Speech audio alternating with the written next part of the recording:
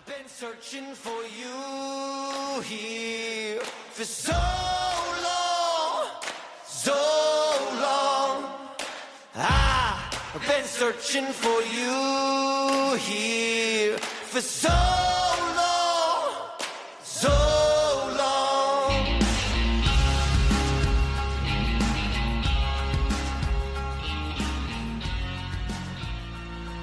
And what is happening, everybody? Your boy Blake Weather.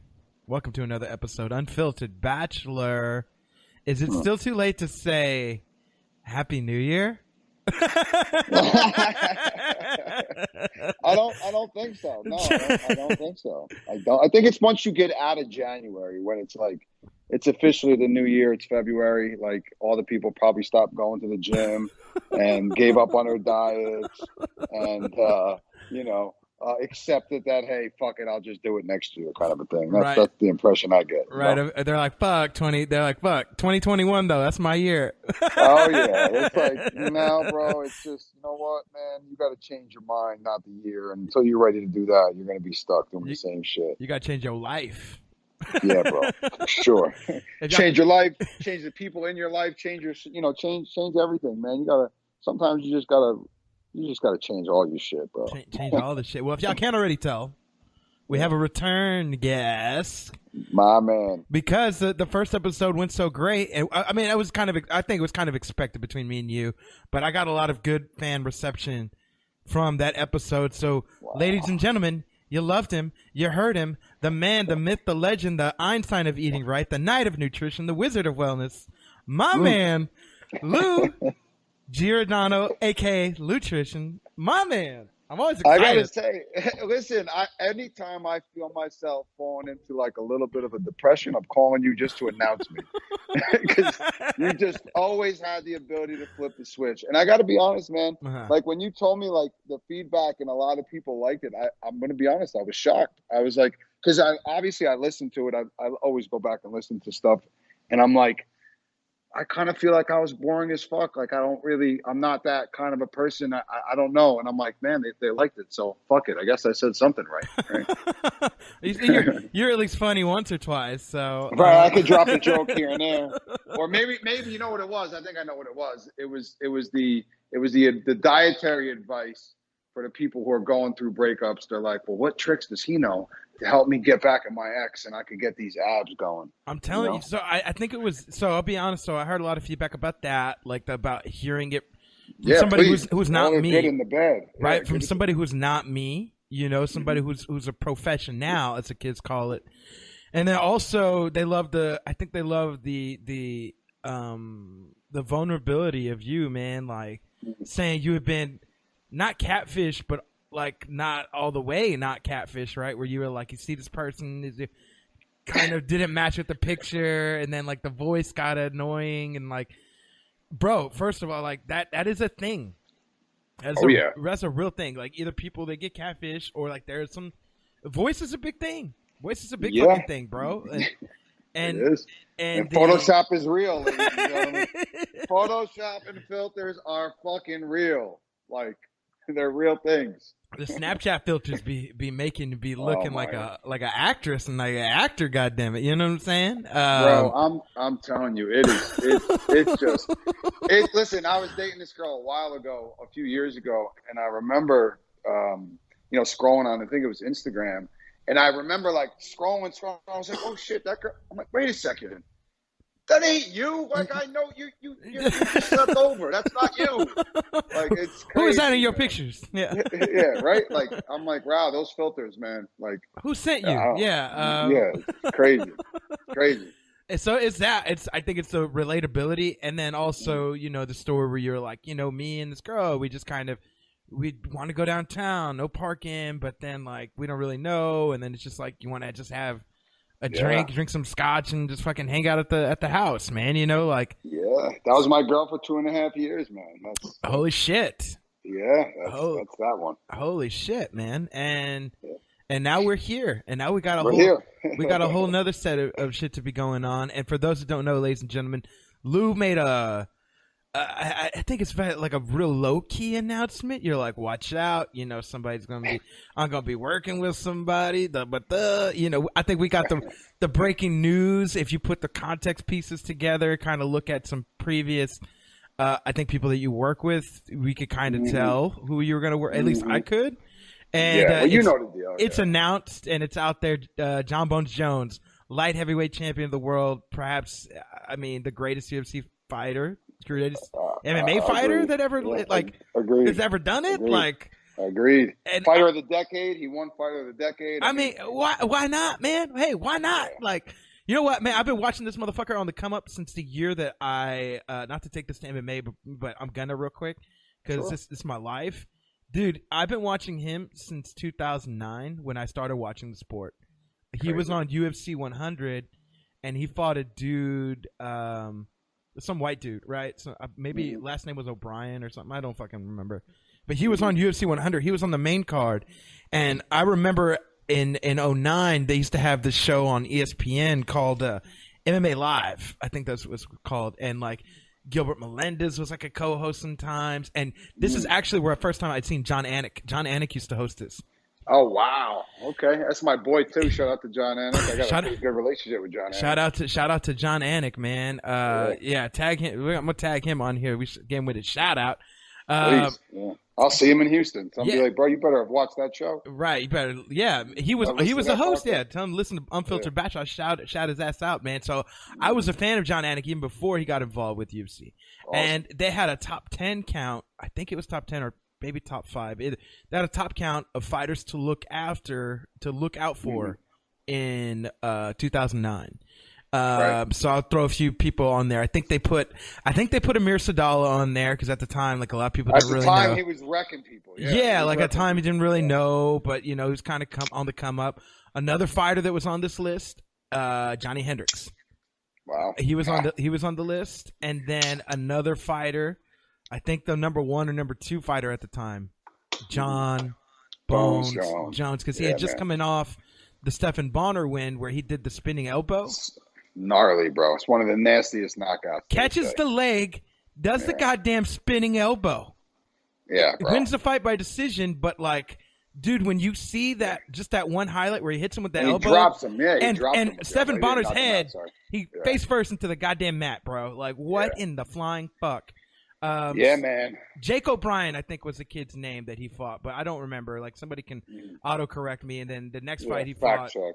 Anyways, anybody can fact check this shit. And I think one of the next fights he fought was the dreaded Matt Hamill fight. Anyways, we're not going. But I'm just saying, since I've been a fan of MMA, UFC, Bones Jones has been one of the guys I've watched and loved and seen and rooted for. I've never rooted against him. And awesome. I mean, it's not just saying that because you hear like everybody. No, listen, you always keep it real, bro. I keep it 100. One thing I could say, always. Even in the Cormier, when he fought Cormier the first time, people were like, "Ooh, I was John fan, but I'm a Cormier fan." I'm like, okay, well, y'all can do whatever the fuck y'all want, but I'm gonna go for John Jones because ain't nobody gonna beat him, and ain't nobody beat him. So, anyways, that's my story with John Jones. I'm very happy to see you out there with him, Albuquerque. Thank you. Love that place. I love that place. I love Jackson Wink Camp, man. Like that place is so. It always feels like the one I've only been 2 times. It was same week, but it just both times they just very homely, very there's welcoming. Something about that camp. Yeah, and there's so many greats that have not only are still there that so many greats have trained there, and if you're a fan of the sport. Just being in there is just it's just something great for sure. People from all over the world, they got their own dormitories. Yep. I got a tour through the dormitories. I don't know if you've been through them, but it smelled. Oh yeah. It smelled like Unfiltered Bachelor. It just. Yeah, bro. They're just. You know what? I almost feel like those are the people you need on this show because they're savages. Savages. The lots of them. Yeah, savages. And I've been in there. I just couldn't stay. I wouldn't stay in the dorms. It's just not my lifestyle. And same thing over at ATT where Shorty's at. The dorms there. It's definitely a different setup, but the mindset is still pretty much the same. We got there, and I remember walking through, and the dishes were piled up, trash was everywhere. Yeah, bro. Fucking video game controllers everywhere. I couldn't do it, bro. I'm like, it makes me sound like bougie in a sense, but I don't give a fuck. I just can't, like, I just can't do it, man. I Yeah. need my own I space. need I my own need space. cleanliness. I talked to Yeah, Shorty about this too. I was like, because he stayed over there, and I'm like, was it weird because He's like a fucking slob too, though. Don't let him bullshit you. He Well, comes to my house, bro. He's got shit everywhere. He gets yelled at by me constantly. You know. I do that sometimes throughout the week, but then like there's like 1 or 2 days where I'm like, okay, I got to. Yeah, but it's your own shit, though. You It's my don't own do that. shit. If you stay at my house, like you got to see, man. Shorty's Fucking he just- slopopotamus, bro. Oh, But I was bro. asking him because I'm like, listen, we men got needs, and sometimes you gotta, sometimes you gotta masturbate, bro. You gotta do your business. And I was like, bro, I'm like, was it fucking weird? Like people jerking off in the showers and shit. He's like, bro, like sometimes the roommates in the room, like you'd hear their bed kind of creaking. Yeah, like, nah, bro. God damn it! You'd be like, God damn, I'm Yeah. sleeping above you. Or I'm sleeping beneath you. Like, can you shut the fuck bro. up, man? Right. And just thinking about it now, like, listen, bro, I'm a 38-year-old man, bro. I'm not trying to be in a room with somebody jerking themselves off. Like, listen, I got nothing against it. Do what you got to do, but like, I'm not about that life. Like, Not about that life. No, I'm not about that life either. But God bless Shorty. no. Yeah, for sure. And tonight it was funny. Like, I heard some of the guys talking. I'm not going to call people. I mean, it sounds fucked up. I don't really even know some of their names. But like some of the fighters that are, they're trying to, make their way into the pros or whatever. I heard one kid talking to another kid like, I'm renting out my room because some kid has some girl coming over. I'm like, bro, I'm not letting other people like fuck in my bed. Like, I don't know, man. I guess I'm different. I don't know. Raised a little different. Hey, but it is like a college mindset in there, man. It's just a bunch of savages. I guess that's what it with is. testosterone, I went to college, but I drove. Like, I didn't live that dormitory life, and maybe that's what it is. But yeah, I'm happy I didn't, because I don't know if I would have survived that shit. I didn't either. I went to community college, and like, you ain't got shit like that. So I've heard stories, and so I had to ask Shorty when I had him on, because and that's a crazy thing too. I think that's another cool thing before we get into the whole like what we're all here for. But like the crazy thing is like the relationship between like me, you, Shorty. Like we all kind of just like boys from back in the day. We can kind of talk like that. Like I don't hear Shorty talking about jerking off on Up Your podcast. Or I'm not saying he's jerking off, but I'm saying like other people being around experience and shit. Like it's just fucking hilarious when you really think about it, man. 100. Oh, listen, when Shorty stays in my house, I check with the black light. Like, bro, you better not be fucking jerking off in my house.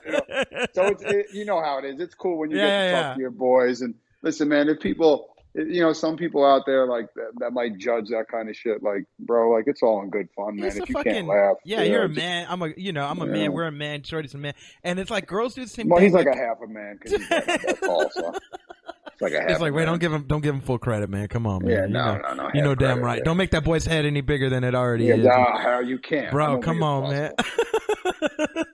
And then girls do the same thing, though. I've talked to a lot of girls sometimes, like that are friends. Like maybe I didn't even date or anything, but they're like, I haven't dated in a while, and yada yada. I'm like, you don't want no man, or like, I can't find the right one, but like, it's okay because like I got a vibrator, and like that does. And just like, oh. So girls got needs too. You know what I'm saying? It's 100%. Boys got needs, girls got needs, and man, this is the real conversations that we have. And I mean, I guess we'll get to the point, man.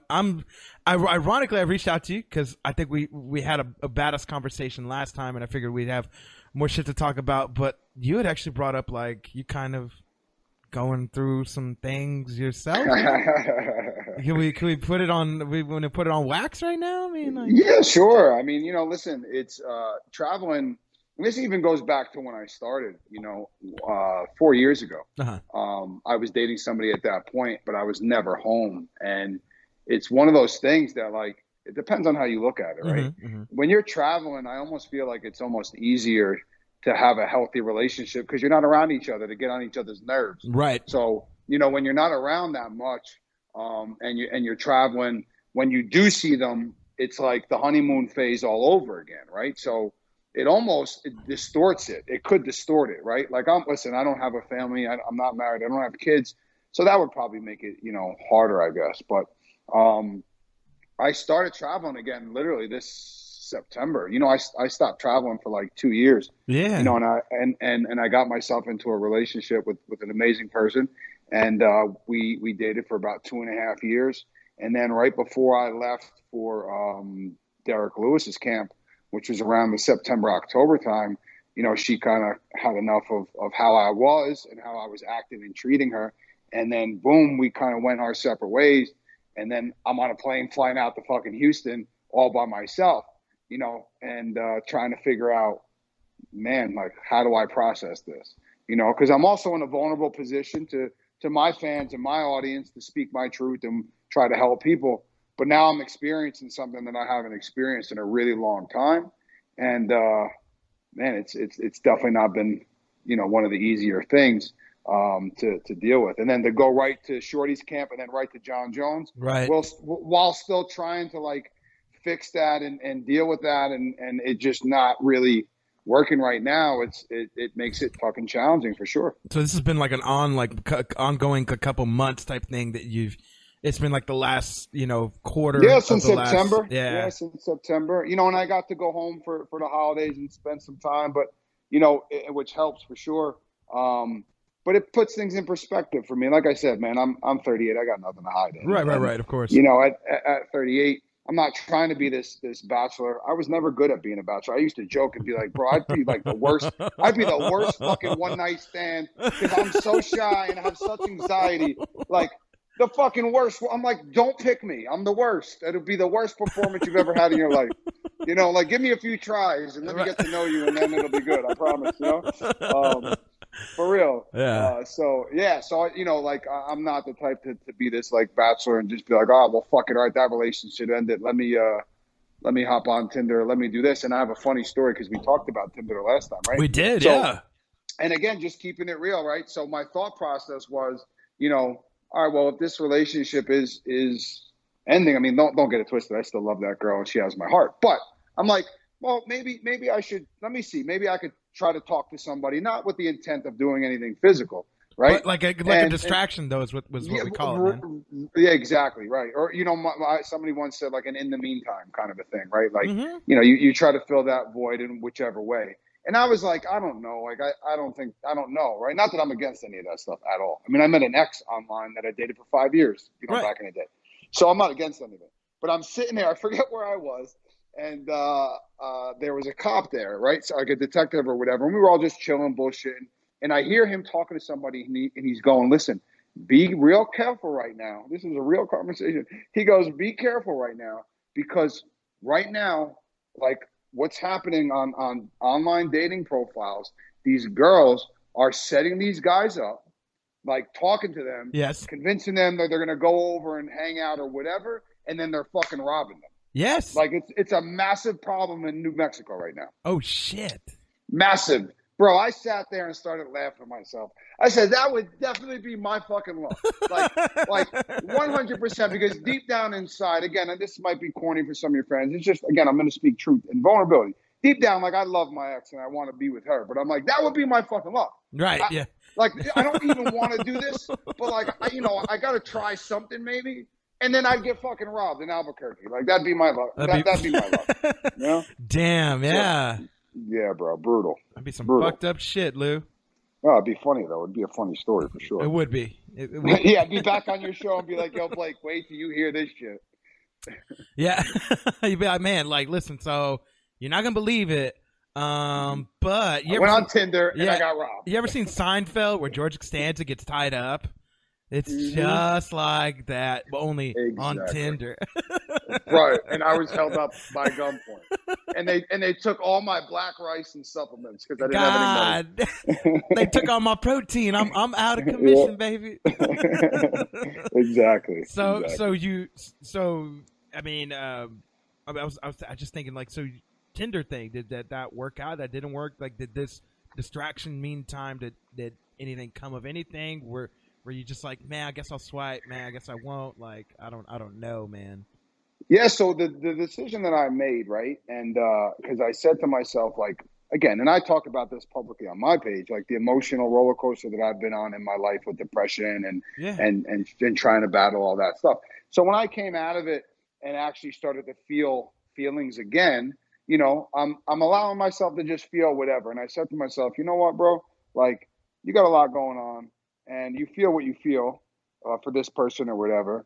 Like, I don't think a distraction in that way is healthy for me right now. Okay. I think for me right now, the distraction is, focusing on other things, like creating, writing books, whatever, podcasts, doing whatever. Because I know how I feel, and I would just be a fucking terrible date right now. Right. Like, right. I can't flip that switch. Like and that. No. And listen, there's nothing wrong with communicating and talking to people. But like, I think that when you come to grips with certain things, sometimes, like we were talking last time, right? People, when they go through breakups, they put their focus in on the gym or they try to change and work on their exterior. Yeah. For me, what the focus I'm doing is I flip the switch on the interior. How could I be better? How could I be better at being me? And so, I can be a better partner, better this, better that.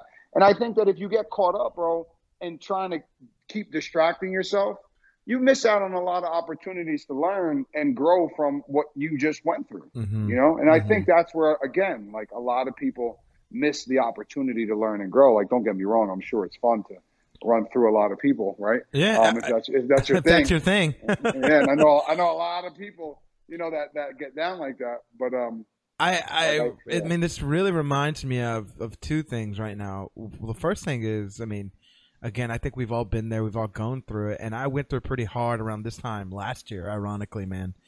And I'm not going to get into the whole story. I mean, I'll get into it off air.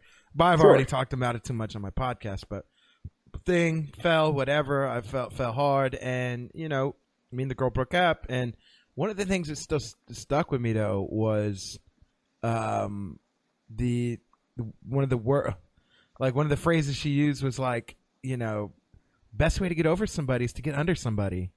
And I was just like, what in the fuck? Wow. Like, what in the fuck? I've heard people say that. Yeah. And this was the first time I'd ever heard that. And it shocked me that, like, I'm like, oh, that's probably what you're going to do. And God bless you. Like, we're not dating. We're not, seeing each other anymore. So you can't say shit. But also, like, that's not how I get down. That's not how I get down. Right. You know what I'm saying? And like, I think different strokes for different folks. Like some people, Sure. I was listening, and so it takes me to my next point. I've been listening to this podcast called Love Letters, and yes, people, I listen to more podcasts than mine. Less MMA nowadays, more about kind of different topics. But this one's a dating podcast written by an advice columnist who writes for the Boston Globe. Her name's Meredith Goldstein, and she has this podcast. I just randomly found it on Spotify, but is anything really random, Lou? Is the world really random that we live in? No. I say no, man, right? You click on I just kind of clicked on podcasts, and like, it just happened to be there, and I'm like, Love Letters, what the fuck is this?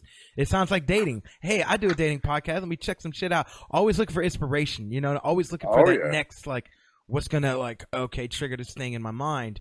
And so I really clicked on that. And I don't know. This was actually pretty recent. And the first season, again, I knew you were coming on, and just the first season though is about breakups. So it was just kind of ironic while like I listened to it and like I'm like, whoa. But I get to this because she talks about that. She has that saying, like, the best way to get over somebody is to get under somebody. She's like, I talk to people about this. And she interviews people, and some people are like, oh, yeah, this really worked for me. I went out and had slept with a guy, and I felt this sense of, like, freedom and relief. And then some people are like, oh, yeah, I slept with this person, and it didn't feel right. It felt weird. I felt awkward. Like, we didn't ever talk again. And, I'm with somebody else now, but I still think about that, like, kind of like, kind of this icky feeling.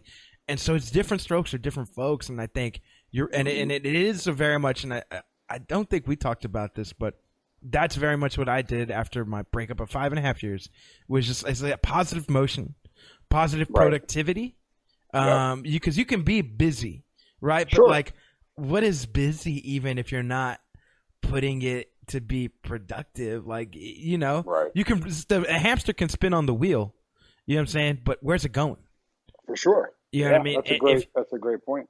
If you're not putting the tread to something, if you're not running towards something, you're running on the hamster wheel, and you're going to be in the same place when you're done with all that energy. Cause you have all that energy, Lou, you know what I mean? Like once you get out of a relationship and like, what do I do with that? I don't know, because I used to give it to this person. Right. How do time and energy. Right? Yeah. How do I apply this energy to time, and how do I make myself better? So, I think it's a real, first of all, amazing thing that, so as we start this, I think it's journey of you being, so say this is September, so timeline what, September, October, and you're there and you're going through these, like, it's that gut punch, right? Like you kind of feel it in your stomach, and you're like, man, it's kind of nervous, but also, hey, I'm doing my day job, and these fighters are paying me money, and I'm out here, and I got to focus on them. I got to show up and not be emotional, right? And right. show that side, Yeah, and you got to kind of swallow it and like, okay, it's going to be there, but if I get through this next hour, get through these next 5 minutes, it gets me to the next 30, gets me to the next hour, gets me to the next 2,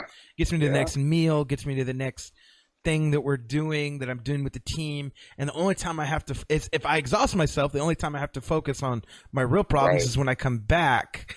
And that can be for as long as I want it to be, or a short amount of time, unless I'm productive. And so like you're doing, so for people that don't know or don't follow your page, and they should if they don't, Instagram, Loutrition, Loutrition, Loutrition. But if you follow the page, you see that Lou puts out these little videos and on, not just on your story though, you do a great job of that, but you do like daily stories and your daily photos, and like it's always something where you're putting out positivity. And I think that's a beautiful thing, because that's what I do with this, is I try to promote positivity, even though breakups and relationships, and especially when it's something that you start to see the end of, it's just like, it might not be the most ideal situation for you, and you learn, and especially if you have anxiety or depression, is even more of like it amplifies it. You know what I mean? To a whole other level that's hard to explain to people that don't have it. And so, I think the best way, just I don't mean to cut you off. Yeah, but it's you're such good. a great point. I think it's a great point, and I remember hearing, I forget who said it, which celebrity, so I apologize, but it's a great point, because I have talked to people that maybe have never experienced like deep-rooted depression or anxiety or panic attacks, right? Mm-hmm. And one way that I heard somebody mention about depression, it was like their definition was the feeling of being homesick and you're home. Oof. Right? Like, think about that for a second. Like, we all know what it feels like to be homesick, right? If you're away for a while, you start missing things. But imagine missing things that you actually still have. That's where, that depression could be a real motherfucker. And for me, when I first got on that plane, like, so what happened is she kind of dropped the hammer and did what she needed to do. And I have a lot of respect for that. Right. And then like a week went by, and I was like, fuck, I'm about to get on a plane and go to Houston for 4 weeks. I had no idea what I was walking into. Right. Because I don't know Derek. So I don't know how the camp was going to look. Right. Right. And like you said, right. And you're going to find this interesting that, as long as you're busy and you're spending a lot of time, bro, I spent maybe an hour and a half a day with Derek 5 days a week. That's it. Like, that's it. The other time I was literally in my hotel, right? 4 walls, nowhere. Not that I had nowhere to go, but like, I'm kind of introverted in that way. If I don't really know a place, I don't like to venture out, right, by myself. And man, all I had to do, I just had nothing but time to think and to process things. And I think that a lot of people, when they're faced with something negative, and like you said, and I love that you talk about this, like, bro, breakups do not have to be this negative, horrible thing, right? Like, they suck. Don't get me fucking wrong. Right.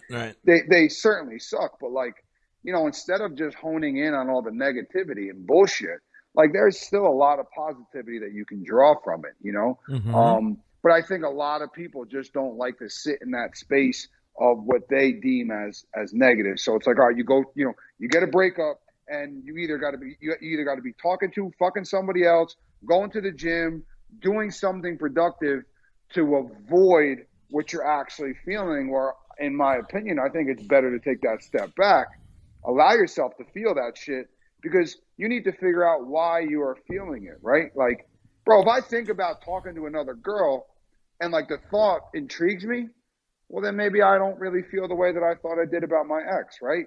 Because if I'm already intrigued by talking to somebody else, well, then maybe the one I thought was the one really wasn't the one, you know? And I think you need to really spend some time with yourself to really figure that out. If you're going from one to the next, I know a lot of people that can't be single. They literally go from relationship to relationship to relationship. And I'm like, how the fuck could you ever know who you are, what you want, and what you don't want when you're never spending time by yourself to figure those things out? Right. You know? So I had a lot of alone time. Like, I feel like I had a crash course in literally like 3 months of most alone time to really figure those things out, which maybe if I was still home or doing something else, that would have never happened. Man, yeah. I mean, and again, like, this is all like interesting to hear. Like, again, like from the outside looking in, like it's just like, oh, Lou's with them, and they doing probably all this, and he's that. But like that's crazy to think about. Like, it's like, oh, but also actually, it's not that. It's not the way it seems from the outside looking in. And really, here's what it is, and that's almost like super like for somebody that has. Like not me, but I don't have depression. I do have anxiety. Well, I have like mild depression, but I'm not even gonna. But like I do have anxiety, and imagine like going through a breakup. Like people put yourself in the position. Like imagine breakup's already bad. You know, maybe it wasn't on your terms, and so you have to like manage like, okay. So I mean, well, it's different if you're the one making the decision. Yes, right? Like if you wake up and you're like, I don't want to be with this girl. They're certainly a lot easier for you to deal with. But when, like in my case, I didn't want the relationship to end. In my case, you know, I woke the fuck up. I woke up before, like a lot of people, right? We want what we can't have. We know that, right? That's a true statement.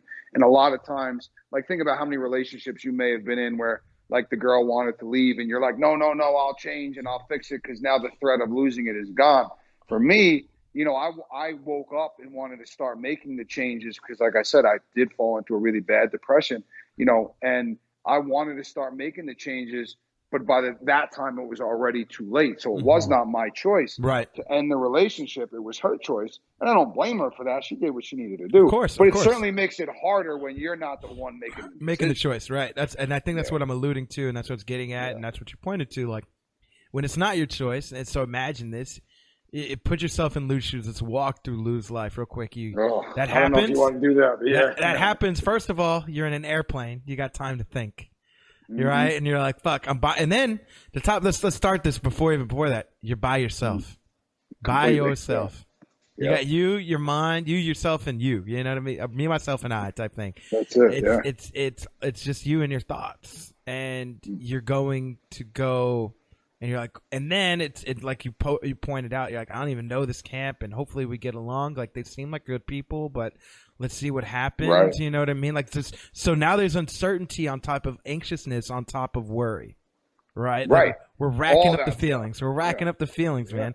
Then you get there and like, okay, like you get your work done, and then you're like, I got my work done for the day. It's like somebody who works in the tech field or you know any kind of field where like you get work done really quick, and you're like, oh, I got the whole rest of the day to do what the fuck ever I want. Oh, okay. Right. Yeah, but in this case, you're like, I'm kind of a little introverted. So we add that on top of it and like kind of in your room and it's kind of by yourself. And so now it's just like it was almost like you were put out of a relationship and now you're in a compound where you're forced to face your feelings head on.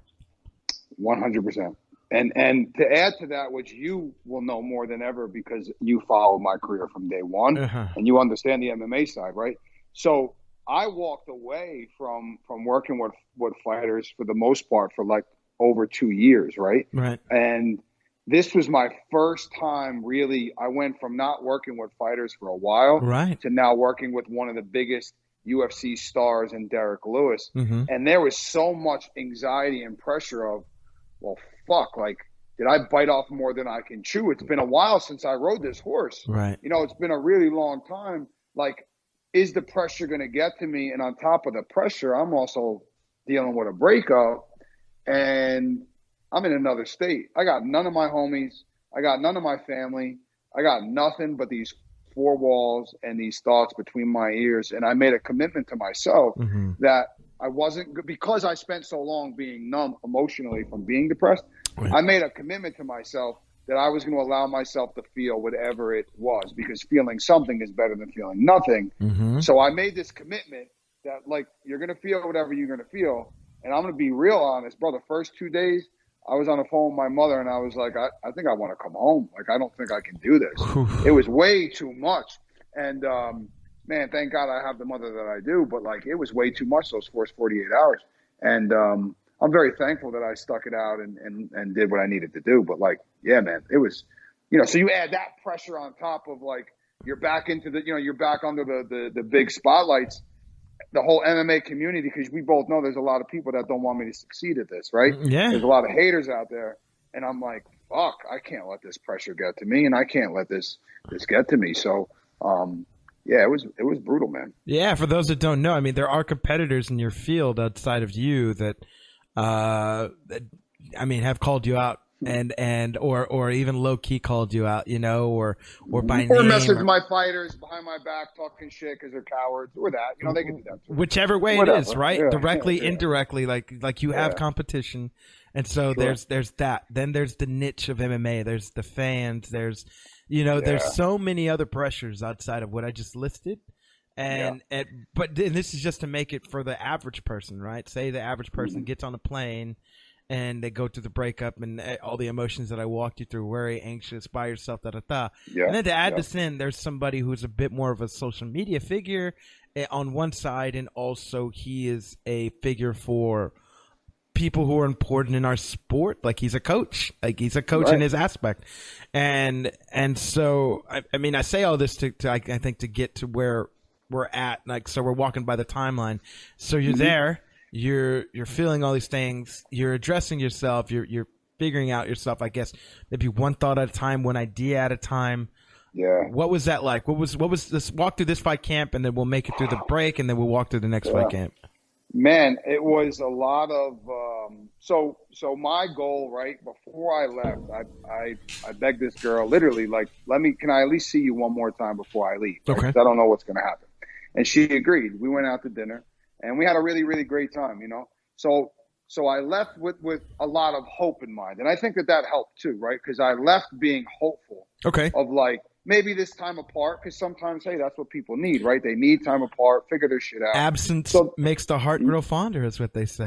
Yeah, that's what they say sometimes, right? Or it does the opposite, right? Right.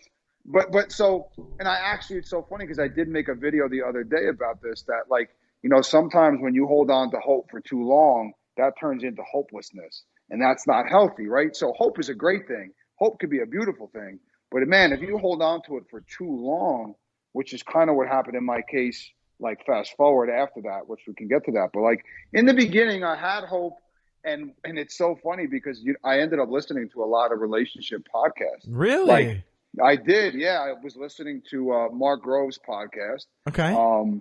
She actually recommended me listen to a few of them, and at that point, bro, I'm like, I'm gonna do whatever you kind of like. Whatever suggested. Yeah. And what was amazing was it was like, I'm listening to a lot of this stuff, and I'm going through the camp, and of course I can't let them know what I'm feeling. Obviously, I got to just show the fuck up, and I got really good at, like, separating. Like, when I clock into work, bro, you're not going to know there's anything wrong, right?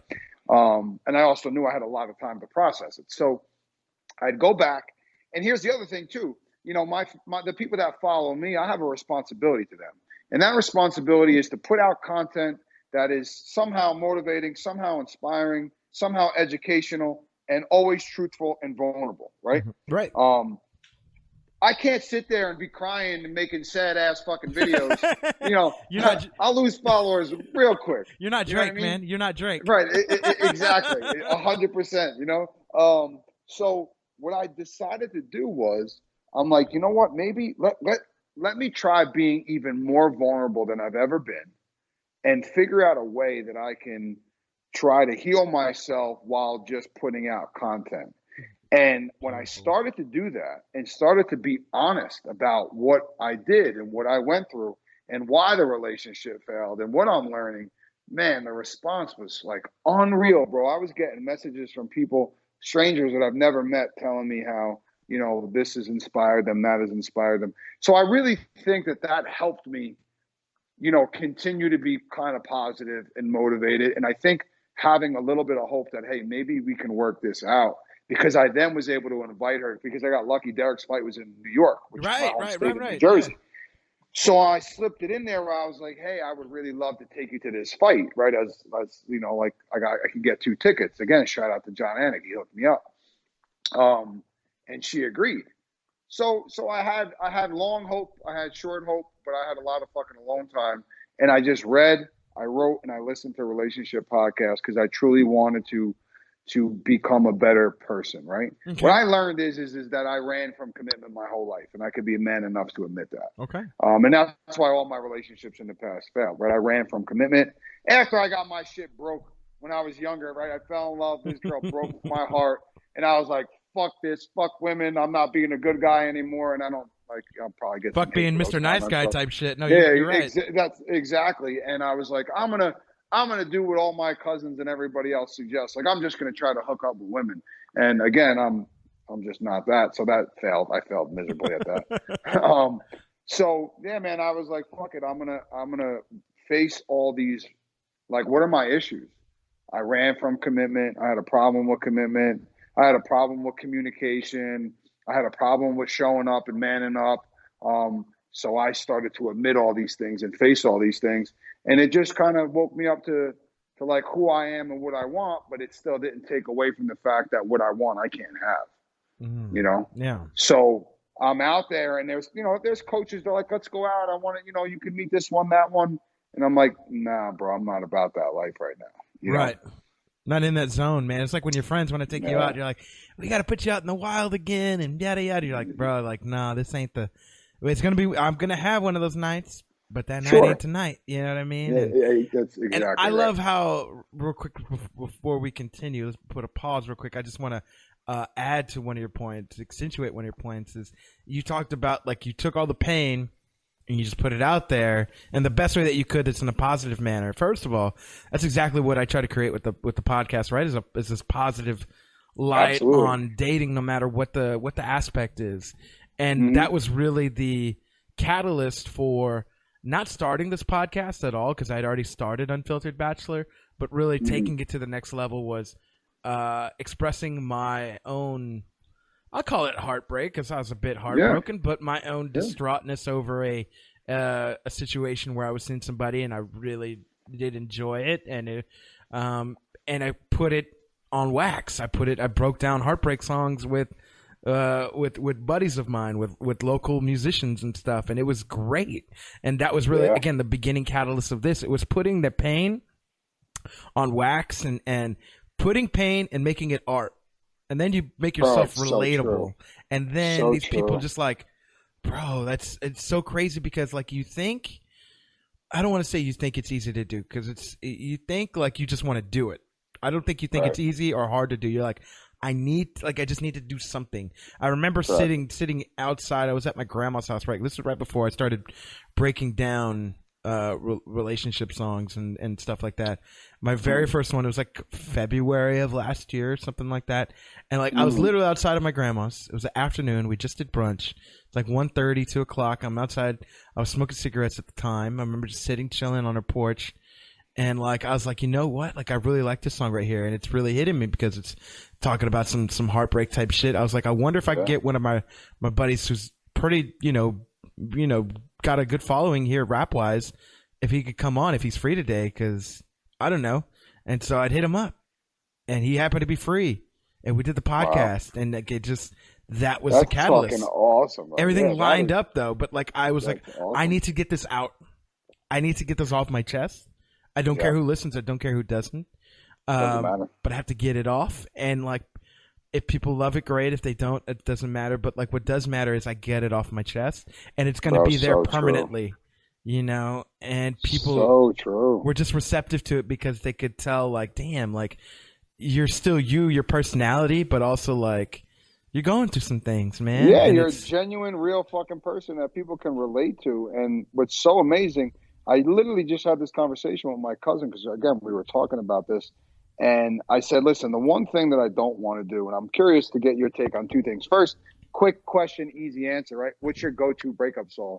Like, what's the one song that gets you the most when you're feeling that kind of way? Do you have one that like you could just say, bro, this song fucking just gets me every Oh, time? I have a playlist, man. Well, I have one too. Listen, I was gonna say, I got my own fucking play. Of course, we have a playlist. I got two playlists ready. One's called "Fuck You," and that's all sad songs, right? And that's not dedicated to this person, right? Right, But then right. the other one's called "Miss You," right? And Right. it's the same shit. It's all sad songs. So, but what's like the first one that jumps out to the Yeah, the your head? first one that just stood out to my head is the first one is very special. It's the first song I broke down on this podcast, and I probably want to re-break it down just because the sound I gotta quality write this down. wasn't the What is it best. called?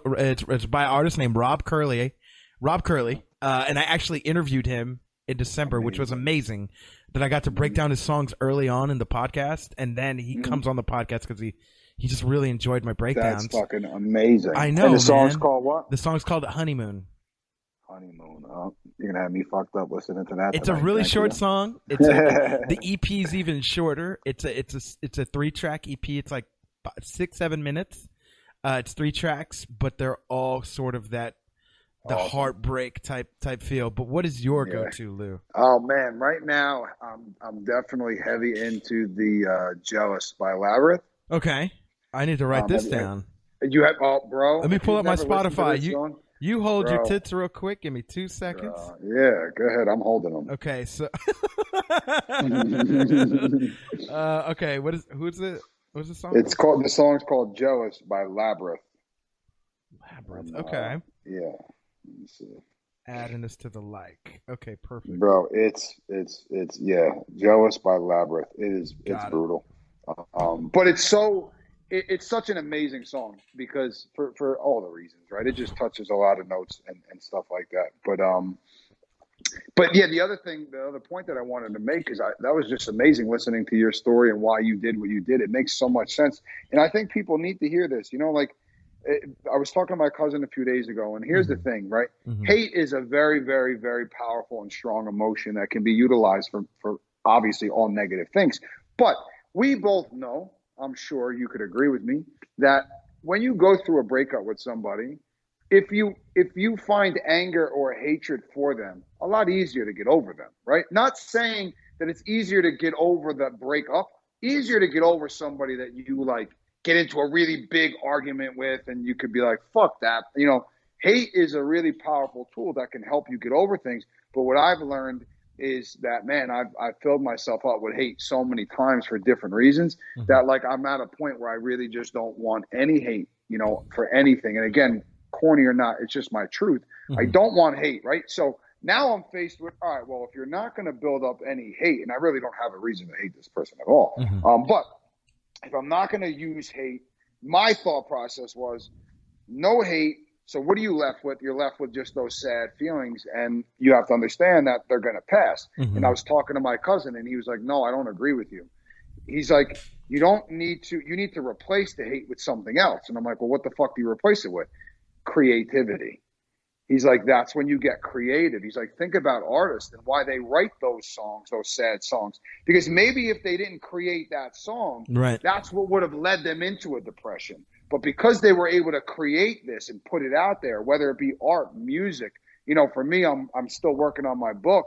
Like, you're creating something. You created this podcast that has given you a voice to just speak the truth, and people fucking love it because they can relate to it.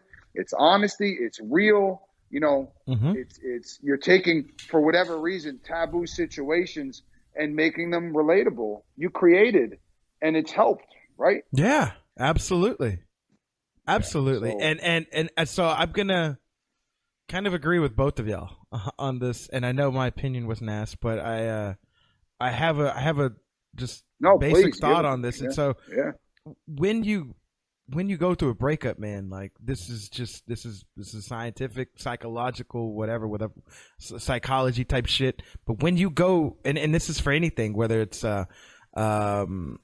somebody dies or somebody, you go through a traumatic experience, separation, whatever. You go through the 5 stages of grievances, 5 stages of grief, right? Like it's let me. I don't remember them all. Let me see if I can do it off the top of my head. There's denial.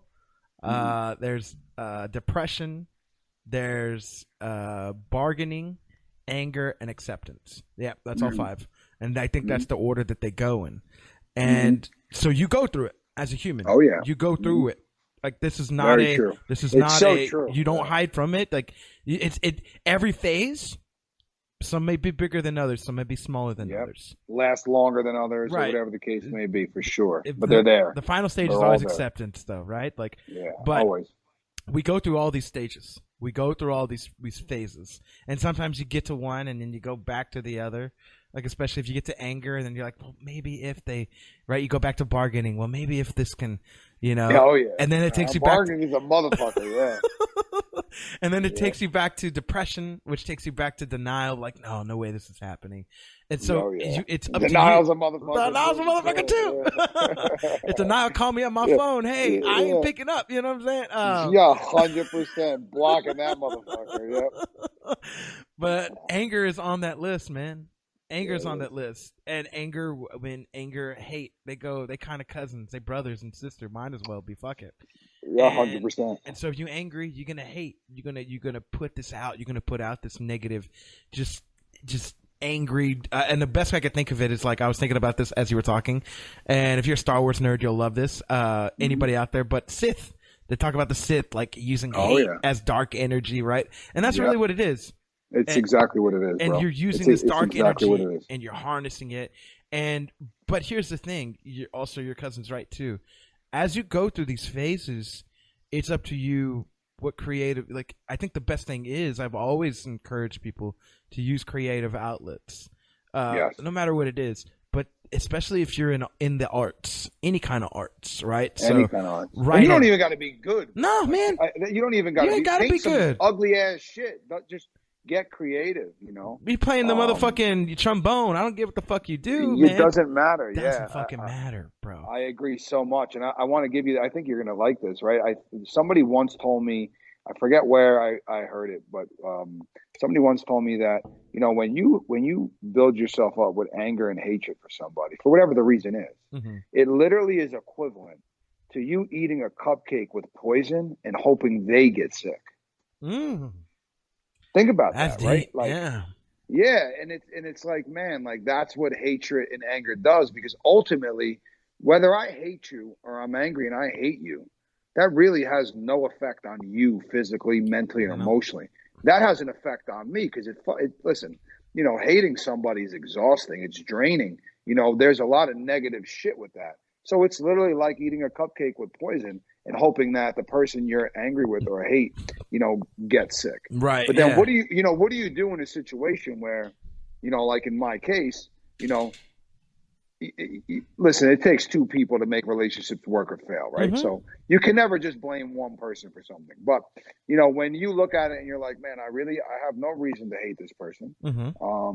You know, I made some pretty shitty choices and mistakes that led to kind of the demise of the relationship. But I also owned up, apologized, admitted, and then I showed who my true colors are. And if it still doesn't work, then you're really just left with acceptance, right? Which is the hardest thing. And I preach acceptance in my realm of work, which is, you know, health and fitness, mental nutrition, which encompasses all things mentally and emotionally. Right. And it always goes to that. Like I tell people all the time, if you don't accept you are where you are, meaning your weight and how you look and how you feel, if you do not accept you are where you are, you've done what you've done to get there, you're never going to overcome it. How many times people beat themselves up? Oh, I can't believe I let myself gain this much weight. Then you're never going to get rid of it because you haven't accepted the fact that you've done it. And it's the same thing with relationships. If you can't accept that a relationship is over, or you can't accept that you did what you did to cause things to happen, you're really just fucking yourself up. And you're preventing yourself from learning, growing, and becoming a better man or woman for the next person that comes along. You know, that's what the kids call, hey, denial. And guess what? Oh yeah, denial's not just a river in Egypt. You know what I mean? Like, no. Oh, funny. listen, because I feel like I've swam in that motherfucker my whole life. You know? But I mean, that's what Shit, it I is. bathe in that bitch every night with some Epsom salt. Took some showers. They swim with the Yeah. alligators and this shit like that, man. I've been playing in there, you know. I get it, Too man. long. I get it, and Yeah, like it is to go to that point of like again, you and your cousin, you guys are right. You guys are saying the right things, but with just like these different perspectives. And I'm not saying mine's just almighty and perfect, but like I think y'all are both right, and like creating art in those zones will create timeless pieces that even if nobody ever gets a fucking chance to see it, at least you got it off your goddamn chest. You know what I mean? 100%, bro. I agree. I think we're all on the same page with that for sure. It doesn't have to be such a negative, a negative thing. You know, creativity can be anything, literally. Like it could be anything. Writing, drawing. You got you know any kind of music. And even this speaking. This is an art form. Anything you use to channel that art form. Video. Hey man, you do a lot more videos than me. You're a video artiste at this point, bro. Like, come on, appreciate man. that. Give yourself some credit. But yeah, and bro, I'm telling you, like it helped, and it still does help me so much. But I have to be. I'm very cognizant of the material that I put out there. But when I put that material out there, like there was a video I put up on my page, and again, I'm not here to promote Loutrition. I'm here to talk to my man Money Blake, right? But there's a video I put up a few days ago. And I got to be honest, I sat here. It was about 10:30 at night, Albuquerque time, on a Saturday night. I think I did it. Yeah. And I kept wanting to put out this video. I wanted to get this message about emotions and all this. And I kept feeling myself like, bro, you're totally trying to tie her into this video, and it's making it disingenuous, right? Because you're not worried about the message for the people. You're more worried about the message to her, right? Right. Like, so I is she gonna listen? Type thing. Is she gonna hear? Yeah, and like can I maybe say something that'll maybe make her miss me or whatever? And I'm like, bro, like you need to chill the fuck out. So you got one or two choices, bro. You're either gonna not make a video tonight, or you're gonna just completely flip the script. And I flipped the script, and I remember a conversation I had with my mother early in the day. My mother's somebody who has struggled with her weight, her whole life, and now she's finally, being impeccable with her word. And I'm like, how about we just acknowledge the fact that your mom is a fucking gangster? And she doesn't think that she is, but let's acknowledge it and let's put that out there. And I put this video out there, and I ended up getting choked up and emotional in the video.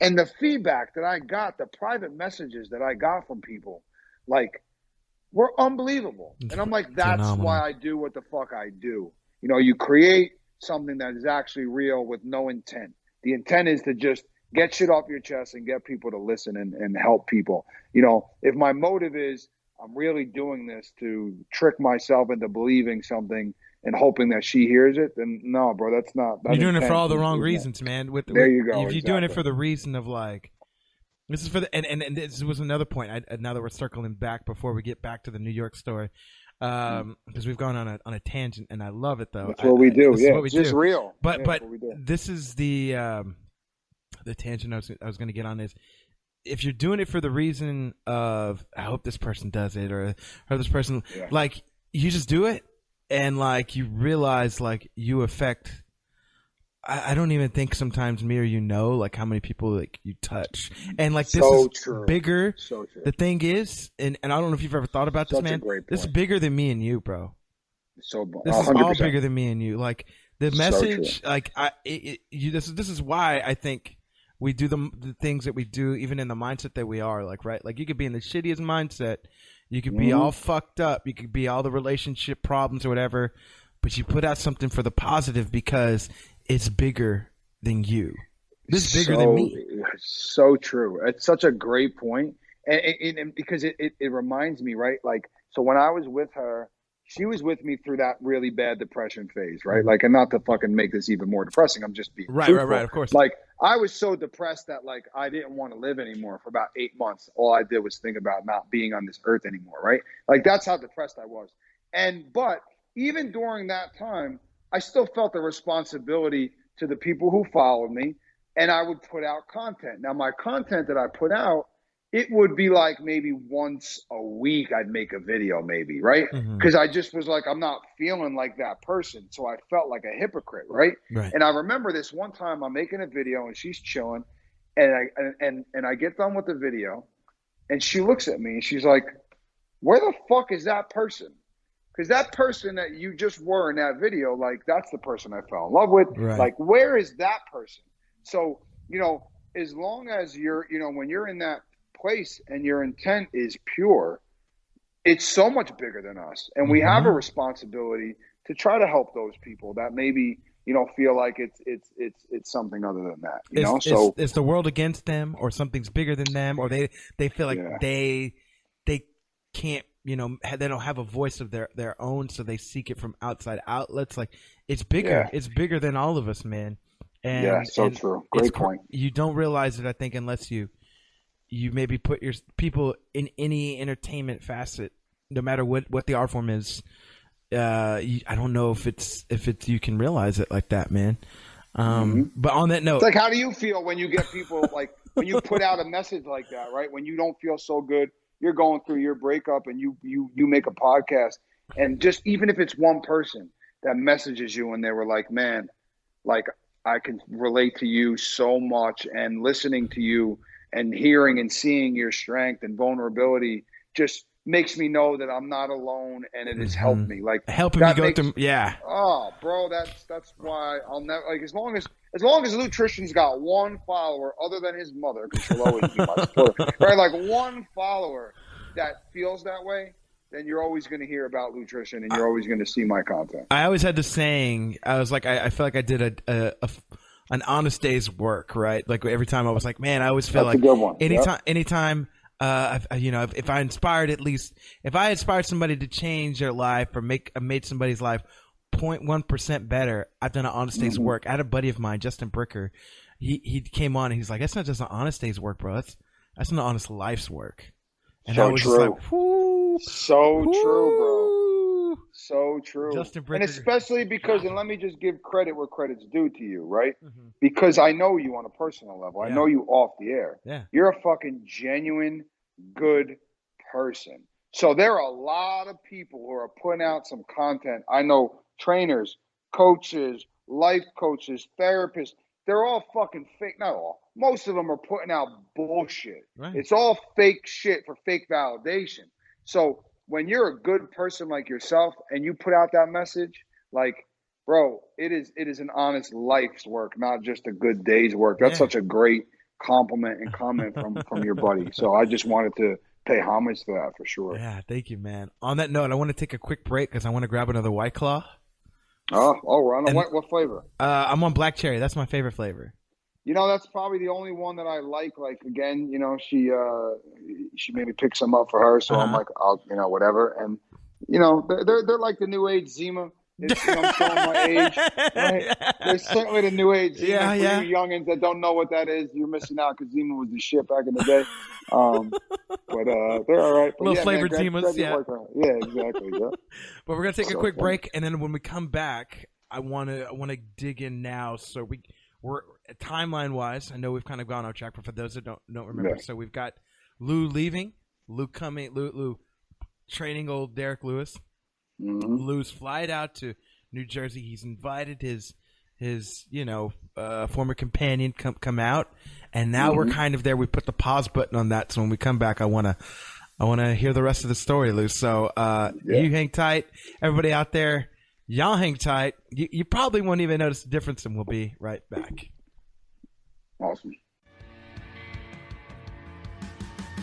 Little fire in my soul, like embers rising up from the cold. A little spark in the bowl.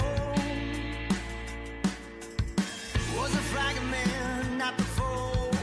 Kinda hell-bent on being alone until you claimed it and broke the mold.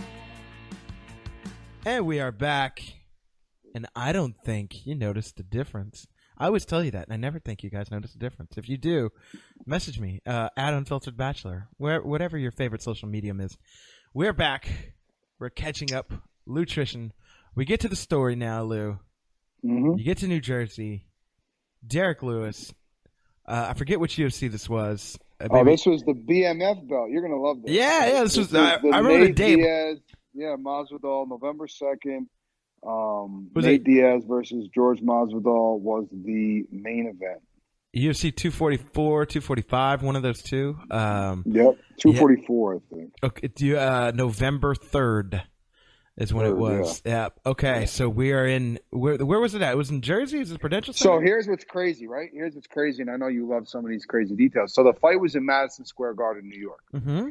And I live in New Jersey. Okay. I technically live 15 minutes, but the traffic, it's like 1,000 hours. Right? Yeah. So I have already gotten her to agree to go to the fight with me Saturday night, right? I was supposed to get 2 tickets from Derek's camp, and then I was also supposed to have a hotel room, obviously, for fight week in the hotel in New York. Right. Bro, we get there. Not only do I not have any tickets to the fight, I got no hotel room. There was this whole mix-up. It was this whole mix-up. What? Right? Yeah, it was crazy, and it's not, it's not even about going into the detail. Right. But yeah, so I had no tickets, and I had no hotel. I didn't give a fuck about the hotel. I cared about the tickets. Right? You're like, fuck! I said I got 2 tickets. I want to take my girl to this fight. I wanted her to experience.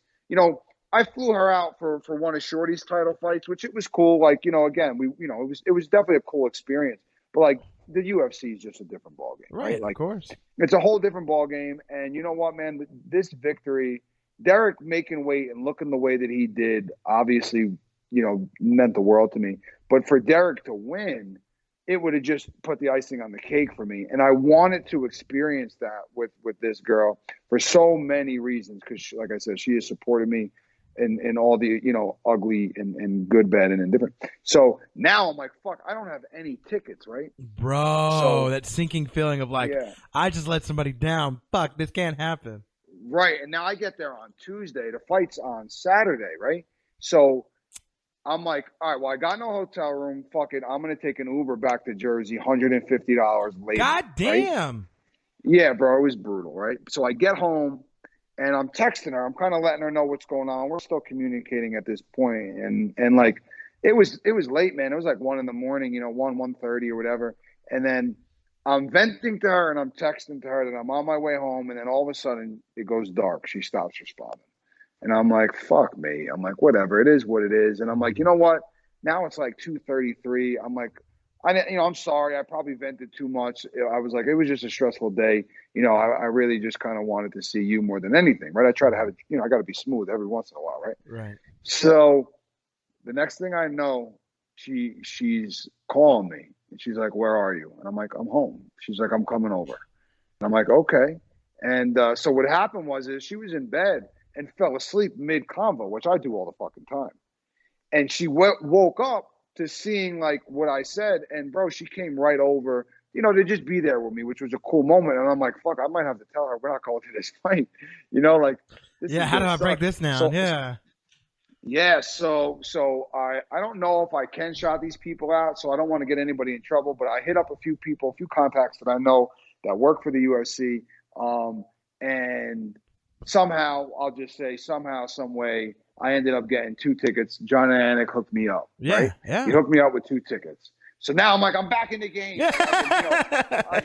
I'm back in the game, and this is going to be great, bro. We go to this city, and we have a blast going there. And we get to the fight, and this is how you know it's corny, but, like, this is how you know that the fun was real. Like, after Derek fought and won. He won, yeah. And everybody was talking about how good he looked, though. Like, physically wise. So, bro, it was such an emotional dump. Like, he won, and it was fucking amazing. Like, to just hug her and experience that with her. Bro, it was so great, and the emotions were so high and low that we left after that. Wow. I'm like, let's just go home and like, bro, you got the BMF belt. On the line. The Rock's in the building. Bro, I didn't care. I didn't care. I got what I needed. Like, obviously, Derek supporting him. But, like, to celebrate that victory with her and go home and just chill. And now I got to get ready for Shorty's fight, and we're still not together. So it didn't really work, Mm-hmm. So now I got to fly across country to Bahrain, the Middle East, 8-hour difference. And fucking brutal, like a whole nother brutal camp, right? You know what happened with Shorty. He didn't end up fighting. Right. Some more emotions. And yeah, man, it was a great experience, and I'm thankful to get to share that then. But like, it was like back to square one kind of after that happened for sure. Dang. That's crazy. And in the middle of this, between I think you coming back, or maybe you were still in Jersey. I don't know exactly where you were. I would imagine you were still in Jersey. But before you flew out to the Shorties, or I'm trying to figure out the timeline that you came on. I was home. Yeah, I was home. I was home for, I want to say, 10 days before I flew out to Shorty. Okay. And I got to spend that time with her, while I was home. Okay. And that's when I was on the podcast. Okay. Gotcha. So we got the timeline. Then we got Shorty's fight. Shorty's fight doesn't happen, but you did announce on the podcast, hey, another big, fight coming ahead, another big fighter. We find out you're working with John Jones. And that's, you know what, bro? I'm sorry.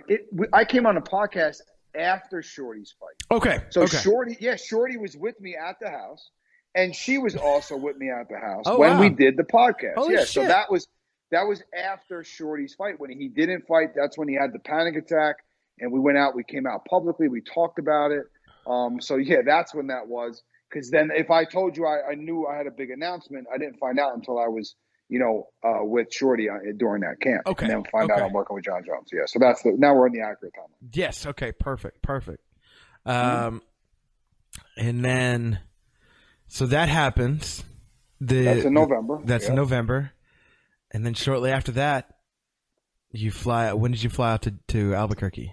So I talked to John. He wanted me as soon as possible. I said, listen, let me spend Thanksgiving with my family, and then I'll fly out literally, I think it was like the day after or 2 days after Thanksgiving. Right. So I ended up spending Thanksgiving with her and her family, which was amazing. And then 2 days later, I got on a plane and I came out to Albuquerque, and I've been in Albuquerque pretty much ever since. Shit. November, I guess, let's call it like, November 30th, I think, is when I actually flew out here. Okay. Man. And then you're there. And I'm fucking here. I'm in my own. I got a 3-bedroom, 2-bath condo in a gated community.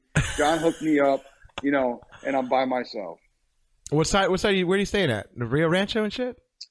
No, I'm in Albuquerque. You're in Kirky. Okay. Yeah. Okay. But it's a really, he really took care of me. I'm in a really nice, gated community. It's beautiful. Yeah. I'm not far from John's house. I have my car and but yeah, I got a 3-bedroom, 2-bath condo, little gym, pool, but it's cold as fuck. Right. I can't do shit with that. Yeah. And here's the difference with John's camp. I spend a lot of time with John. Right. Yeah. I'm with him. I picked him up. Normally I'm with him. Tomorrow I'll be with him. We're going to swim at 8:15 in the morning. And then we're going to go probably till 10 o'clock at night. Cause just that's how the day, so I'm with him a lot of time, a lot of time. So this is one of those camps, right? As you're going through it, the day is full of positive, productive things where you don't have to just dwell on the feelings and the kind of it's not very similar to the Derek Lewis camp, which it's not bashing them. They just needed you for what they needed you for, and then they allowed you your own time. This is not the case for the Jones camp. He knows you. You guys have a relationship because you've been out there so many times with so many fighters. And where are you at processing everything right now, man? So the truth is up until about a week ago, we continue to communicate, and then I finally got to the point of saying I can't walk this line anymore, right? I don't know about you, and maybe it's wrong, and I don't know how your listeners feel about it, but I'm just somebody who cannot be friends with an ex. I just can't do it. It's just not my thing. And, knowing that, unfortunately, she still is in a place where she doesn't work on the relationship. Well, doesn't want to work on the relationship. But we were talking and FaceTiming every day, we were communicating heavy. But I got to a point where I was I don't think I could do that anymore because I can't operate in that space. So up until about a week ago is when I decided to say, I think we got to stop. communicating with each other and just kind of see how that looks. And I guess now leaning more towards the acceptance phase. So I feel like that's the phase I'm in as far as the what is it, the 5 stages of grief, right? Yeah, 5 stages of grief. Yeah, so just accepting the fact that, like, hey, man, you know, you literally for the past 5 months you've tried everything that you could, and unfortunately, it's just not working, and it's okay. Like, you know, I don't blame myself, I don't blame her. So it's accepting it, but also not allowing myself to utilize any external influences to drive me one way or the other. You know, so I'm sitting with it, processing it, I'm being creative with it, I'm allowing myself to feel.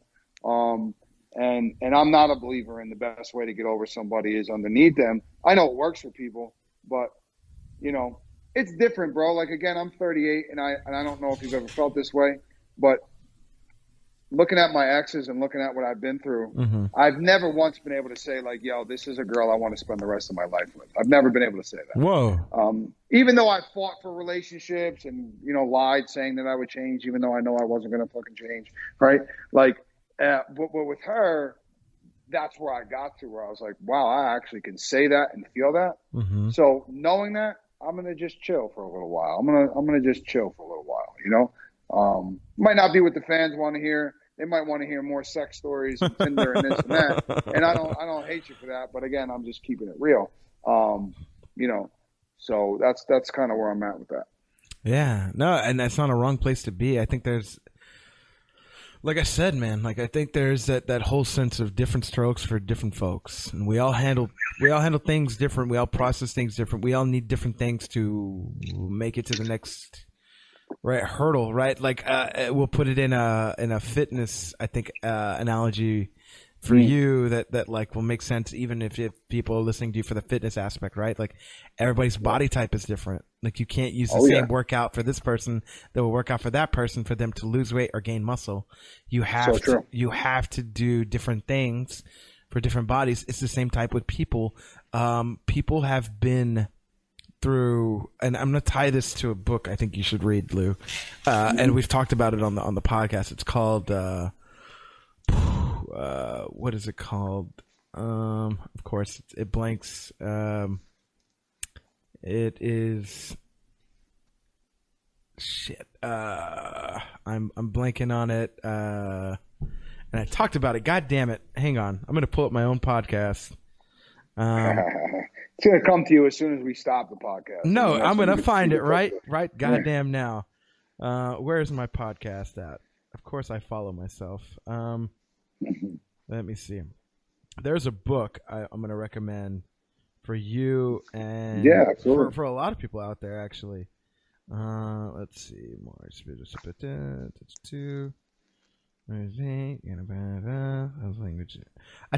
Attached. The book's called Attached. I love the title already. Attached talks about the 3 different attachment styles that people have.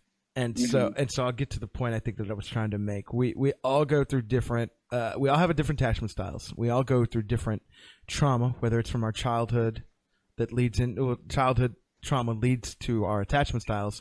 Whether it's that or whether it's also trauma that you find from emotional trauma during relationships as you become from a young adult to a functioning full adult, whatever that means, right? Like, you suffered so many bits of this trauma to where some things feel more comfortable to you to get over a person, and some things you're not familiar with. That doesn't feel right. That doesn't feel comfortable for you, and that's what we all need. We all have to find that. And I think you do what you do. Hey, baby, do what you do, right? Like.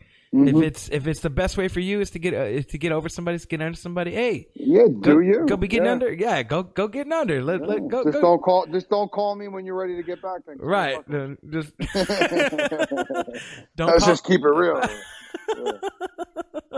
Yeah, you cannot call on Tyrone in that case. Yeah, we're not playing that game. But if you're the type of person, and I think I more closely resemble you, I think when there's a matter of heartbreak at hand, where it's like I need to just step back. I need to kind of find my own Stella's got to get her groove back, and I need to just kind 100%. of find out what that means to me. I need to kind of put the chill, like, nah, like, yeah, I think, and I think oftentimes too, like sometimes we can confuse those feels that we have for the female companion we were just with, the whole like attractiveness, the conversations, the sexualness, whatever. Sometimes just hanging out, like if you, and I don't know if you do, but I recommended this. Like when I went through my breakup of 5.5 years, man, for like the first month, I think like I'd say like maybe at least 4 days out of the week, I would talk with my buddy Raquel. Like shout outs to Raquel. She doesn't live in town. She lives in Houston, ironically. But we're old buddies from like back 2011. And my breakup happened 2018. But like she just like we would just talk for like hour and a half, 2 hours. And for me it was comforting to just have like a female voice before I went to sleep. This sounds crazy. This sounds crazy. No, it's true. I do it. I do it with. I'm so fortunate. My brother's girlfriend, Miranda. Shout out to Miranda. That's exactly what it's been. She has been, she's been that. So please continue. I don't think it's crazy at all. I think it's a very smart move. If you have access to a female's perspective where there's no ulterior motive, there's no like you're not trying to get with her or anything like that, and you're just getting solid, good advice from a female, I think it helps tremendously, and especially one that's going to tell it like it is. Not just yes you to death because she cares about you. There's been plenty of times where she's like my sister, like she'd be like, no, Lou, you're a fucking asshole. Don't say that or don't do this. Like, no, you're wrong or whatever it is, like she really keeps it real, which helps tremendously. Mm-hmm. Yeah, and it's sometimes it's just like it's getting advice, it's just chatting about the day, it's just talking. It's in my case it was just like I needed to hear a female voice. And it was and I think to even let's pull the microscope back a little bit, let's zoom out a little bit. It's what's needed for I think a certain level of therapy. Yo, bro, I couldn't agree more. I think any kind of therapy, and in many ways, even this conversation, right? Mm-hmm. When you do your podcast is a form of therapy. You can't deny that. So when you're talking to somebody and just talking it out, it absolutely is a form of therapy. And I don't think that and I don't know why, but sometimes therapy gets this like bad rap or like you're weak or you can't handle life if you go to a therapist. Like, no, you're trying to truly understand and become a better human being. And I think that when you do the things like you've done and like I'm doing, and I don't know what the purpose is for you, I'll speak for me. It's like I'm preparing myself to not only be the best human I can be, but bro, I'm preparing myself to be the absolute best lover, partner, boyfriend, husband that I can be. And you have prepared me. My exes, everybody that I've come across has prepared me so that now the next phase of my life, whoever that might be with, they're gonna get the ultimate version of me because I've put in the work. And therapy's this is therapy, you got to put in the work. It's like working out. Yes. Man, you want to change how you look, you actually have to put in the fucking work. You got to show up to the gym. You got to eat healthy. You got to put in the work to get the result that you want. And if the result you want is a healthy, happy, loving relationship, you got to put in the work on yourself first. Yeah. And that's exactly like, I mean, I couldn't have said it better myself, but that is what I started the journey like kind of just wanting to just figure myself out, man. Like the first few episodes were just me. I didn't have any guests. And it was just That's kind of awesome. a documented version of myself, which is really interesting. I don't say weird, but just like really interesting to kind of think about. It's a better word, yeah. Yeah, and I don't ever think like I think a lot of people don't think they're interesting to themselves, but like I think I'm very interesting in like the most least egotistical way possible. Like people like think about yourself and like you're very interesting. You're probably one of the most if anybody just looks at themselves in the mirror, you're probably one of the most interesting people that you know, whether you think about it or not. And so I figured I want to let people like I had so many people reaching out from the MMA community. Like part of the reason for starting this was, man, are you dating and what's your life like and whatever. And I just wanted to walk people through my mindset. And then I wanted to bring people That's awesome. on to share my journey through relatable experiences and stories. And then as I continued to do that, I started like not breaking down heartbreak songs and having real conversations about dating with like my friends and dating coaches. And like, it's now become a journey of self-discovery of trying to like you said, become the best version of you. And then in my case, it's becoming the best version of me, but also like, I don't have any advice, but can I offer any relatable experiences that like offer perspective that you may have never even thought of before? That's what I try to do. That's what I try to do, man. That's awesome. That's fucking awesome. So it's way different from my MMA shit back in the day. Listen, I love your. You know what I love your shows is because of who you are as a person, right? Like, and I've done plenty of shows and blah. Like, and there's just some people you just don't vibe with or whatever, right? Right. And but like I've always loved your shows because of who you are as a person. But like I told you when I first found out that you're doing this, and like, bro, this is what you belong. Like it's just so easy to talk to you in this light, and I think it's such a way better outlet and look for you, because this is what you belong doing for sure. Man, thank you so much, man. 1,000 thank yous to you, man. And Yeah, like I feel at home. I feel at home when I do this because like you're right. It's a therapy session. Not only for everybody across the board, right? For you, for me, like, and you get to learn and I get to hear your story and you get to express it. And then I give my thoughts, but then I also tell my thing. And then you say like this on top of that. It's a full grown conversation with the homies, but also It's like, it's topical. It's about a particular subject that a lot of people don't even get a chance to be vulnerable about, man. No, well, they don't want to be. I mean, like, bro, I've never really opened up about my current situation. And I've been very cognizant of like thinking about, man, like what would Derek Lewis or anybody in his camp who now follows me think of me if I'm talking about going through a breakup right now? They might be like, well, his head can't be in the game if he's focused on that, right? So I've literally had to have kept quiet in many ways, and that's only internal. That was never external, right? But like to come on your show and really speak openly.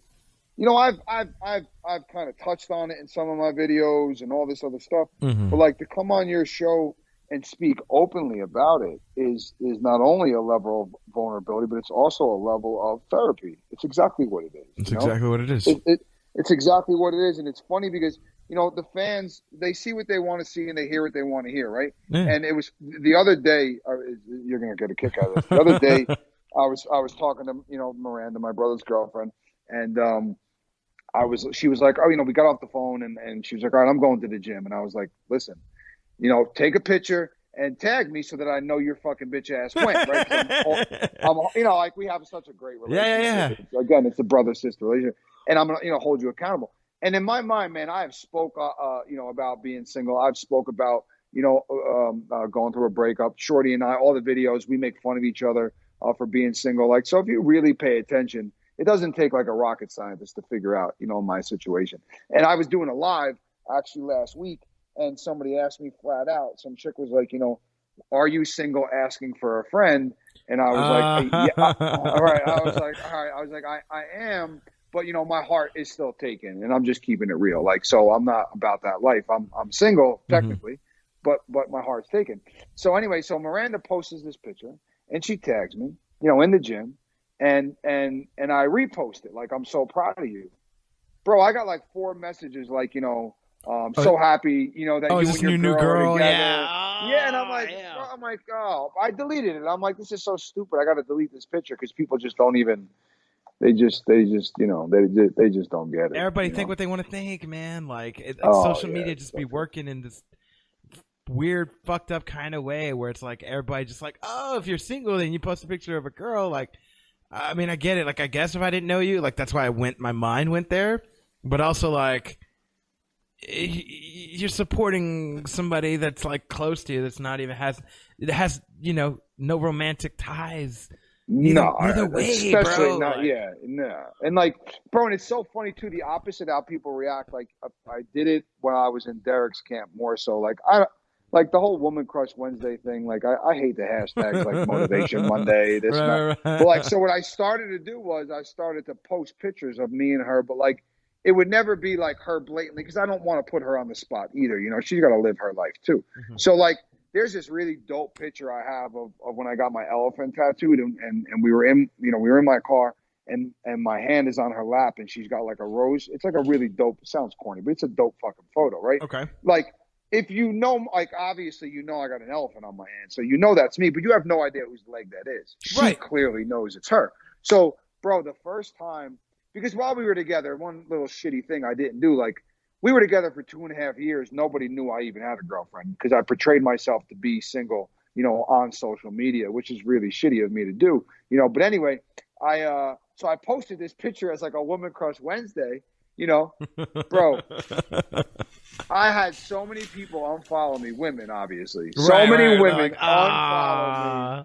Like, this motherfucker, like, and I'm He's like, cheating on me. I'm not even with him. He's Yeah. cheating on me. Yeah, right. It's like, we never even spoke, and now you're unfollowing me. Why? Because you like, clearly I got feelings for somebody else. Like, man, people are funny like that though. Salty as fuck in the game, man. Salty as fuck, bro. Like, salty as fuck. It was so funny. Oh my God, Lou.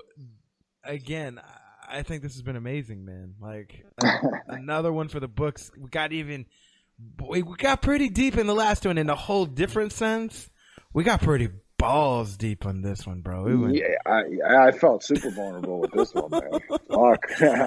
But it was good, man. It was good. Yeah, I had a great time. This was a story. This was almost like if you listen to it from front to bottom, like again, it went a lot of different places. But it paints a story. It paints your story, man. And this ain't nobody else's story. And this is, I think it's interesting, especially people. My truth. Yeah, listen, who are your fans, and they get a chance to listen to you be like this, bro. Like, this is some shit that, like, if me and you were just kicking back and fucking having some White Claws, some fucking whiskey, whatever the fuck we want to do, you know, outside on a fucking porch or on a bonfire, whatever the fuck, like doing some shit. This is the conversation. This is a conversation we'd have, man. That's what's so crazy to me. This is legitimately word for word. If you and I were kicking it, I would probably have some McAllens. You would have the White Claws. And this is the exact conversation we would have. So to be able to put this on air and hopefully have people not only relate, but like say to themselves, like, you know what? If you are going through a breakup and you do feel sad about it, it's okay, man. You don't have to run from it. Feel it. It'll be okay. And listen, maybe it'll work out. Maybe it won't. But either way, it'll help you become a better human, a better person for the next person that comes along into your life. You know what I mean? So that's always my goal, right? And I think that's your goal too, right? Just to help people understand and learn and grow and also get some laughs, because I think we're pretty funny together too. I'd say on a level of 1 to 10, we're at least at 100 when it comes to funny. Yeah, I would agree with that. But also too, man, like I think that's a great point to make. Like you're like, you know, want people to feel this way, and I hope they get this. The thing I hope people get out of it, man, it's like also remember, like, you're not alone, man. Like people that that you follow. People that you follow and kind of maybe have an idea of in your head, like this person probably got they got their life together, and they did all the fucking blah blah blahs. Nah, these motherfuckers going through some real shit, and like human emotions. None of us are exempt from human emotions. No. None of us are exempt from love. None of us are exempt from heartbreak. But none of us, like, I think a lot of us hide it away. We hide it away with Facebook posts and social media. So true. You know, it's so true. It's such a great point. I love that you brought that up, because it's so true. And like, I think that's the message I think we both can agree on. It's like, don't hide from it, man. Feel it, accept it, feel it, process it, and grow from it. Like, you're not alone. I think you're that's not alone. Yeah, you're not alone either. I tell people that all the time. You're not alone. Like, you're not alone. You know? And if you feel alone, bro, message me, because I'll tell you're not fucking alone. Like, because you're not, and it's okay. And listen, good people do shitty things sometimes. So like, I've spoke to people too that, you know, like maybe like again, when I was depressed and I went through that shit, like I did do some shitty things. I acted out of character in many ways, but I'm not ashamed of it, not proud of it. I'm cool with it. It is what it is. but good people can do shitty things. It doesn't mean you're a shitty person. Right. You know, so. That's beautiful. That's beautiful too, right there. Goddamn, Lou. You coming? Are you trying to take over Unfiltered Bachelor? Hey, wait a minute now. I'm just trying to live, man. That's all I'm trying to do. Nah, man, I feel it, man. But yeah, whatever you take away, you know, I don't want to like just steal your point, but like, feel free to message Lou. He's saying, feel free to message me if you ever want to talk. And if the podcast has to grow, even if it's by I get all 8 billion people on the fucking planet on my goddamn podcast, well, fuck it, motherfucker. Let's go for it. Let's do it. Let's talk about it. Let's be real. Let's be awesome together. Lou, man, another fucking classic joint for the homies right here. We dropping these classics like a Wu-Tang album and shit. Amazing. Bro, blast yourself. You know what to do. Take over my show for a bit. Listen, you guys can follow me at Loutrition. But before I even give that, I got to give super props to my man Blake and the Unfiltered Bachelor. It literally has been my favorite podcast to be on, you know, not talking about MMA, because I just love talking about real shit, like just real personal shit. And it's okay to be vulnerable and open and honest and just be impeccable with your goddamn word, man. If you say you're going to listen to the man's podcast, tune the fuck in and listen to the podcast, because you just might learn something. But yeah, you can check me out on all my social media platforms. Is Loutrition, at Loutrition, Loutrition is Instagram. Facebook, I really don't fuck with Facebook too much. I have Twitter. It's at Lou_Trition. I don't really fuck with Twitter too much. So really Instagram is the best place. Yeah, and you know, the one thing I do want to mention, if I may, I'm having a seminar February 15th in my home state of New Jersey. It's the day after the worst holiday on the planet, which is fucking Valentine's Day.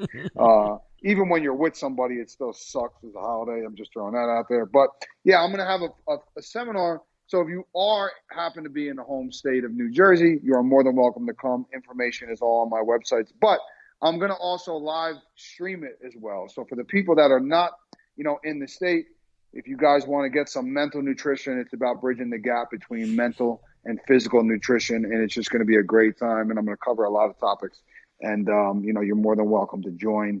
And yeah, man, I just appreciate you having me on, giving me this platform to continue to be open, honest, and vulnerable. And there's nobody I would rather do it with about this subject than my man Money Blake. So I got to give you a massive shout out. Thank you so much, man. I'm happy we could be here after fucking. It's going to be 5 years in September, so I'm happy we could.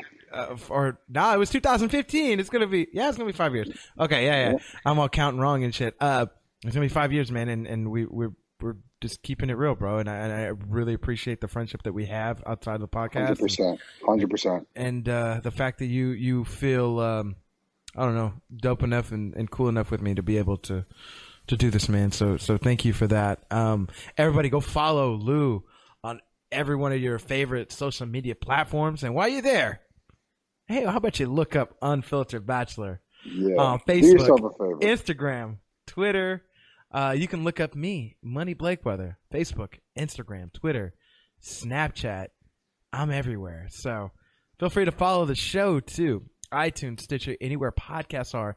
That's where we are. If you feel like you like this episode, you feel like it touched you, tell your friends, subscribe, click the like button, share it, write a review. Everything in that realm helps. Every like, every share, every review. So wherever you're listening to this, feel free to do that. Smash the like button wherever you're at. Lou, thank you. Smash the fuck out of it. And listen, for all you single ladies, yeah, Loutrition is single, but my heart's still kind of taken. So just chill the fuck out a little bit, all right? In the words of Dean Martin, he left his heart in San Francisco. Facts. Love it. I had to drop that classic one. Lou, it's been a badass time, man. I'm going to stay in touch with you, as always. You handle business with John. You give him my love, man. You tell him you talked to one of his biggest fans, and yeah, man, we'll stay in touch, and I'll let you know when the episode comes out, man. Can't wait, brother. I appreciate you so much. You're very welcome, man. Thank you for the time. You have a good night, man. They drew me in so close.